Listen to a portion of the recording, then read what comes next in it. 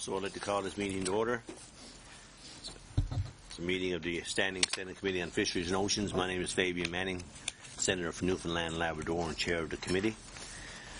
We're continuing our work this morning on Bill S-203, an act to amend the Criminal Code and other acts ending the captivity of whales and dolphins. Before I give the floor to our witnesses this morning, I would ask that our senators introduce themselves, beginning with my immediate right. Good morning. Mark Gold from Quebec. Morning. I'm Murray Sinclair from Manitoba. Don Plett, and I'm also from Manitoba. Welcome. Eric Farrell.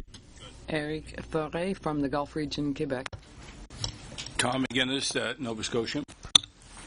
Thank you, Senators, and we may have some other Senators joining us as the morning progresses.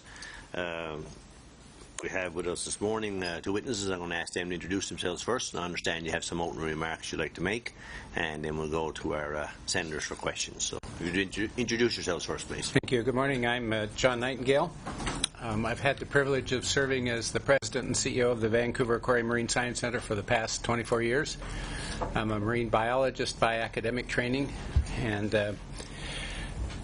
have moved during my career from the pure science to working much more in public awareness and education.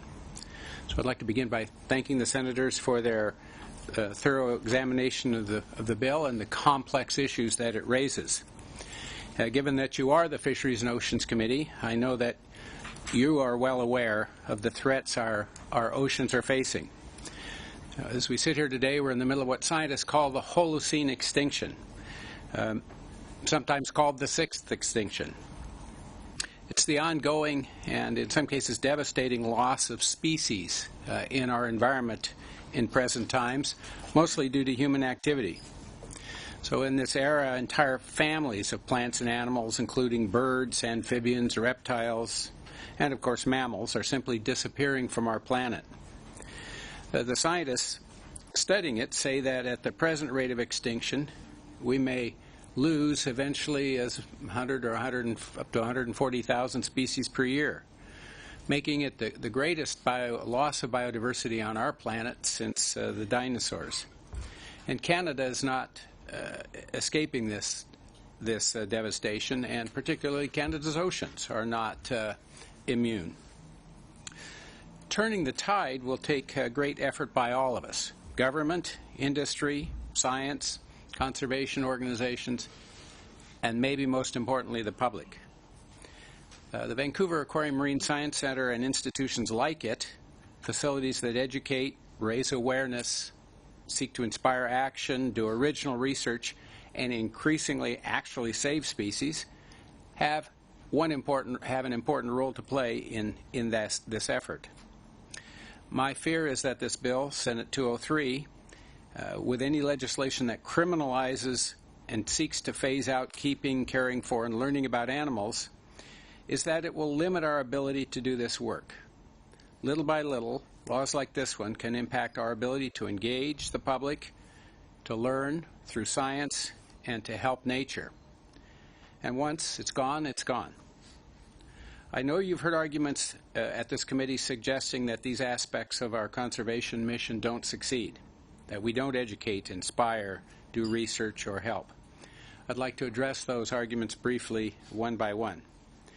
First, do we educate and do we inspire? Certainly, you can learn from a photo or video. Absolutely. But both common sense and a growing body of scientific literature, which I'm going to leave with the clerk should any of you want to look at just a few of these academic and scientific literature, says that experiential learning, seeing the real thing, makes a huge difference, not just in comprehension, but in the emotional attachment that we so much need to foster in more and more people. As I said, I will leave these studies with the committee. In 2013, a study measured the influence of zoo visitors' connection with wildlife and on conservation behaviors. In that study, the authors found that there was a very positive correlation and influence. In 2014, a global impact evaluation study of zoos and aquarium visitors found that there was an increase in the understanding of biodiversity and an increase in the respondents who could identify something that they could personally do to help protect biodiversity. Science has proven that zoos and aquariums foster a connection in nature. But we already knew that because we see it every day at the Vancouver Aquarium. In Vancouver, we regularly work with an environmental reporter who covers stories about climate change, pollution, research, conservation, all facets of nature. And she shares these critical stories with her television audience and the online audience, spreading awareness of what's going on with nature in Canada, the issues and the actions. She often tells us how working at the Vancouver Aquarium as a university student cultivated her love of nature and the ocean. When our marine mammal rescue team heads out to the west coast of Vancouver Island for an animal stranding or disentanglement, they often work with a fisheries officer who is passionate about protecting our oceans and ecosystems. She, too, says her career path was shaped by first visiting and then working at the Vancouver Aquarium. And later this morning you'll hear from Loren Schiller, a PhD student at Dalhousie University, who plans to save bluefin tuna from extinction. I think she just might do it. And she'll tell you how her visits as a child to see our beluga whales at the Vancouver Aquarium hooked her on the ocean for life. We have almost 1.2 million visitors at the aquarium last year, and more than half of them were children. We know that among them are the environmental reporters, the fisheries officers, and the scientists of tomorrow. In short, that's our mission. At the Vancouver Aquarium, we also inspire action from members of the public who might not be ocean champions yet, they may be in the future, but who learn enough to want to make changes to their daily lives. Many of them join us in our direct action programs like the Great Canadian Shoreline Cleanup and in choosing sustainable seafood options as recommended by our Ocean-Wise Sustainable Seafood Program. There are countless stories like these. We know we reach people. Now, to talk just for a moment about research, are the studies done at the Vancouver Aquarium and in facilities like ours of value? The short answer is an unequivocal yes. You've had several speakers appear here to tell you that you cannot learn about wild animal behavior by studying them in an aquarium. That's partly true. That's an opinion provided to you by behavioral scientists. But behavior is not the only thing we need to know about marine mammals. In the aquarium, that we have learned about cetacean physiology, the body's mechanisms and how they interact, and how they operate within each of us, a living system. We've learned about their hearing and acoustic ability. We've learned about their diet and energy requirements. We've learned about lung mechanics and pulmonary function. And we've tested field equipment, such as hydrophones or mark recapture bands, pneumotachometers, non-invasive attachment for satellite tags and cameras, and the list goes on. As you heard here last month, researchers are recording and measuring the acoustic communication of beluga whales in the St. Lawrence estuary to learn how we can mitigate the impact of underwater noise on that population, which was upgraded from threatened to endangered by species at risk under the Species at Risk Act just this week. All of that research began with beluga whales at the Vancouver Aquarium. In the Gulf of California, the Mexican government and U.S. researchers are now collaborating on an emergency rescue plan for the critically endangered vaquita porpoise. It's the smallest of the world's porpoises. The porpoises at the Vancouver Aquarium provided the key data for the strategy that will be employed to find the vaquitas. There are so few of them that finding them to rescue them is the biggest problem. And our scientists currently studying endangered killer whales off the coast of BC are using photogrammetry. That's images taken from a drone to measure and assess the whale's length and how their girth, how fat they are, to determine if they're getting enough to eat all of those baseline measurements for that critical research were collected from the killer whales at SeaWorld. So is that it? Have we learned enough? And I think we're not even close. You've heard scientists on both sides of this debate tell you that this is a very young field of research. That's true. We only really began learning about some of these non-behavior aspects of cetaceans when they first came into aquariums about 50 years ago. Our knowledge and expertise have grown exponentially in that time. But we have a lot farther to go. We've been studying the human condition, treatment, human medicine for thousands of years.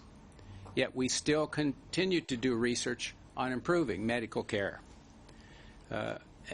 and diseases that threaten humans. I know there's some debate about whether this bill will allow for continued work with the animals we currently have and with rescued animals. It doesn't. Bill 203 makes it an offense to display a cetacean. The habitats we have to hold whales and dolphins in are visible to the public. And in fact, it's the admission fees paid by those visitors that make it possible for us to care for not only those animals, but to do the research and the education work we do. If we're going to prevent the mass extinction of wildlife around the planet, it will require an effort by all of us. And aquariums should be counted in, not out. We've only begun to scratch the surface of what's possible in conservation with species programs, captive breeding programs, reintroduction, Head Start projects for species at risk. The list goes on. Zoos and aquariums offer critical elements in these efforts that other stakeholders simply can't. We offer the space to hold animals, the expertise, and the contact with the public. Around the world, facilities like ours have helped save species such as the black-footed ferret, the California condor, the Panamanian golden frog, which is a program we're involved in.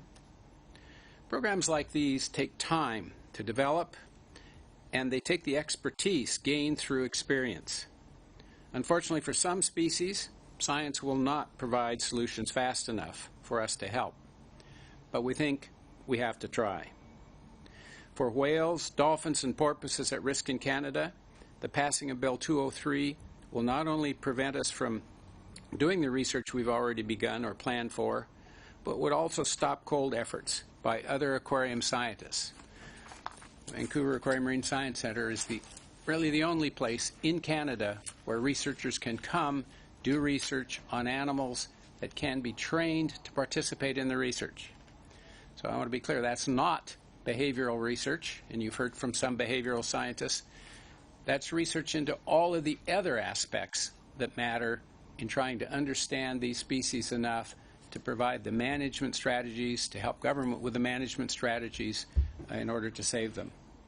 So this piece of legislation will significantly impact our ability at the Vancouver Aquarium to teach future generations about mammals that live in our ocean. And yes, it will impact the aquarium's current and planned research and our ability to rescue future stranded cetaceans. But the far-reaching consequences of Senate Bill 203 could well be the end of any cetacean species survival programs in Canada before we've really begun, let alone succeed. Thank you. Thank you, Mr. Nightingale.